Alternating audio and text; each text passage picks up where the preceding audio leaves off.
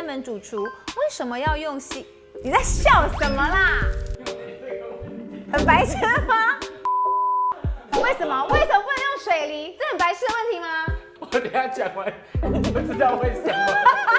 你很烦哎、好。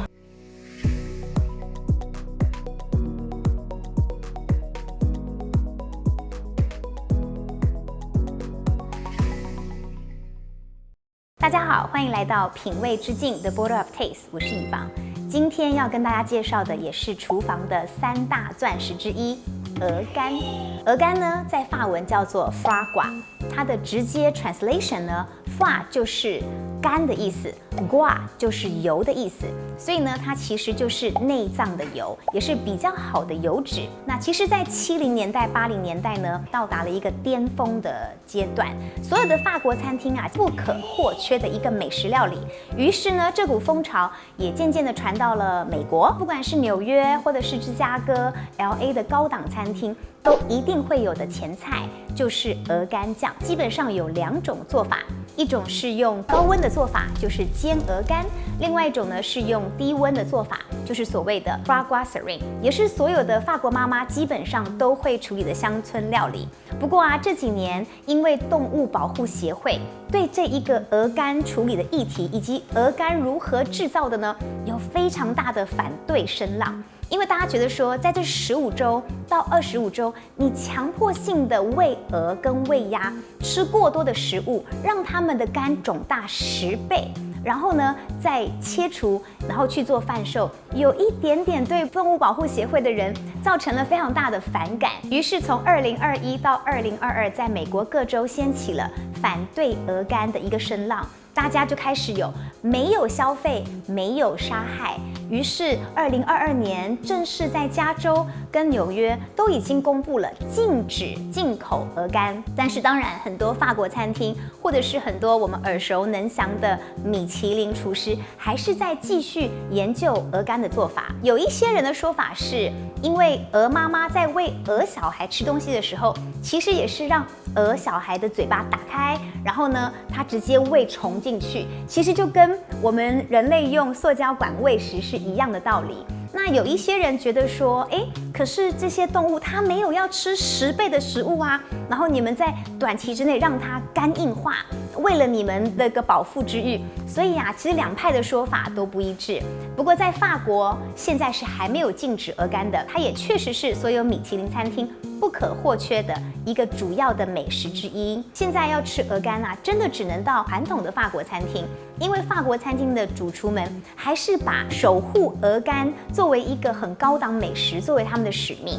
所以现在很多的厨师在研究各式各样鹅肝的分子料理，不管是把鹅肝变成是气体化，或者是鹅肝变成是慕斯化，甚至把鹅肝做成是像是珍珠一样，一咬呢，它里面会爆浆的感觉。其实台湾也有蛮多的分子料理餐厅有来处理鹅肝，下次大家可以不妨上网搜搜看，找找看有什么特殊的方式可以来享受各式各样的鹅肝。那当然啦，今天我也请到我的好朋友来帮我们在家简易的处理2道简单的鹅肝料理，让我们一起来享受看看。刚刚听了这么多鹅肝的小常识，接下来就邀请到我的好朋友 Simon 主厨来帮我们演绎几道鹅肝料理。Hello， 欢迎 Simon， 你好。Hello， 大家好。想知道一下今天会带来什么样的鹅肝料理呢？今天带来一个红酒西洋梨，搭配我们的香煎鹅肝。哦，这是不是传统中顶级的法国餐厅才会有的神秘前菜料理啊？对，没错，我们用西洋梨用红酒来炖一下，来搭配我们的鹅肝，增添它的风味。好，那话不多说，我们就看看你怎么做的吧。好，来。好，那首先呢，我们就把红酒加到锅子里面来。哦，直接就煮红酒啊？对，因为我们在法国这边相当的盛产红酒，很多的料理都会有用到红酒。所以第一步就是先煮红酒，把红酒跟西洋梨一起煮，然后让西洋梨有吃到我们红酒里面的味道。那为了增添它的风味呢，我们会再放一点八角哦，然后再加一点月桂叶。红酒单煮的话，这样吃起来会比较酸，所以我们会再加了一点糖。好像在做热红酒哦。对，热红酒差不多也是这样子。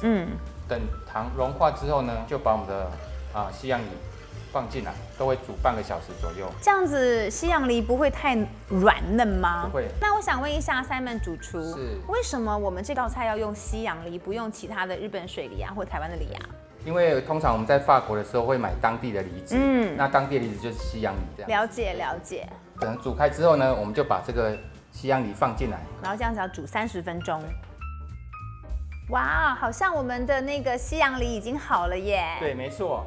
我刚刚看你倒了1整瓶的红酒进去，哇，好香哦。那接下来呢，我们就来煎这个鹅肝。那一样我们稍微给它一点调味，加一点盐巴，一点点胡椒粉。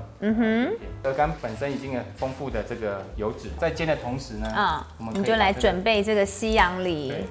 这个好香哦，这个鹅肝的味道。稍微整理一下，好，上色了。两面煎上色就可以了哈，很香，对不对？很香，很香，很幸福的感觉。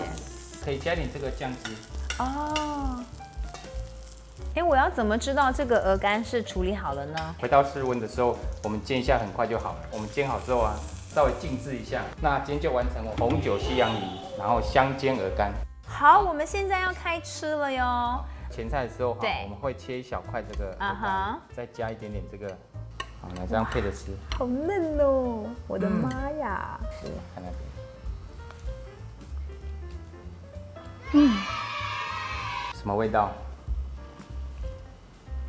入口即化，它是一种说不出的感动。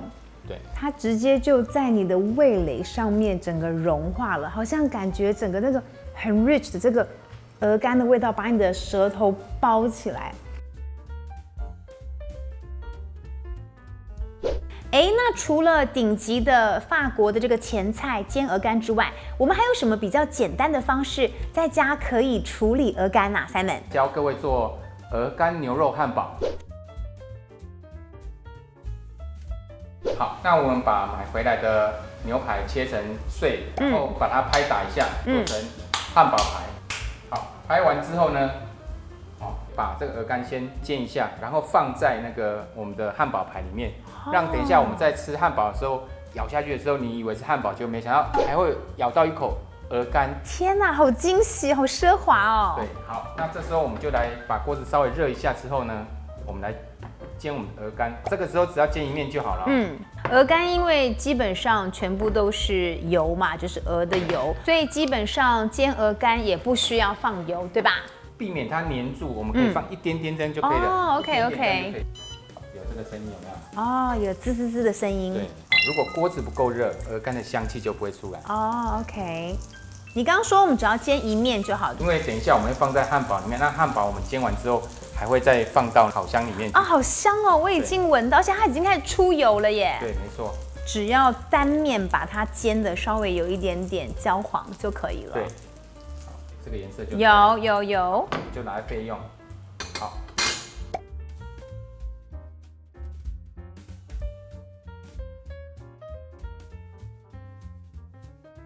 它这样子不会煎一煎，然后鹅肝就化掉，然后变小了吗？不会，汉堡排上面撒一点点盐巴，调味一下，些许的这个胡椒粉。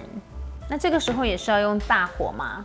对，你要煎牛排或者是这个肉类。温度一定要够，要大火把那个肉汁锁住，对不对？对。等一下，我们把蛋液先打散之后，对，我们会抹在这个汉堡包上面，然后我们等一下再煎一下。对，等一下我这个面包我就不用再烤了，你看这个香气都出来了。有。我刚用煎鹅肝的这个锅子，再继续煎这个我们的汉堡肉，两边的香气都出来。好，有没有看到？有。这个颜色就很漂亮一样两面稍微煎上色，我们就可以把它放到烤箱里面去了。肉本身也是会有点油脂，那我们不要放了太多的油，那吃起来就太多负担。这道料理你看，就是从头到尾我们准备的东西就很简单。而且今天学到了小 Pebble， 把鹅肝偷偷的埋在这个汉堡里面，对，然后吃起来会有惊喜感，这是我从来没有想过的新招。那待会儿要烤大概多久呢？烤个3-5分钟。OK。那我们牛排烤完之后呢，对，我们要把这个汉堡包稍微加热一下。那加热的时候，我们就先把这边加一点点油，我们的蛋液呢，我们先把它倒出来。哦，好像 French toast。对，没错。那等一下我们煎的时候，汉堡包也热了。对。然后呢，这个蛋也熟了，然后又增添它的一个口感。有，好漂亮哦。好，洋葱、番茄，还有我们的生菜。今天学到了一招，让汉堡包上色，可以用蛋液过一下。这个时候呢，就把我们的生菜放上来，番茄，好，洋葱，再来把我们的鹅肝牛排，我的天哪，我口水都快流出来了。牛肉汉堡，那今天这就完成我们今天的鹅肝牛肉汉堡。耶！如果你喜欢的话，别忘记帮我们按赞。然后分享、订阅，并且开启小铃铛。我们下次见喽！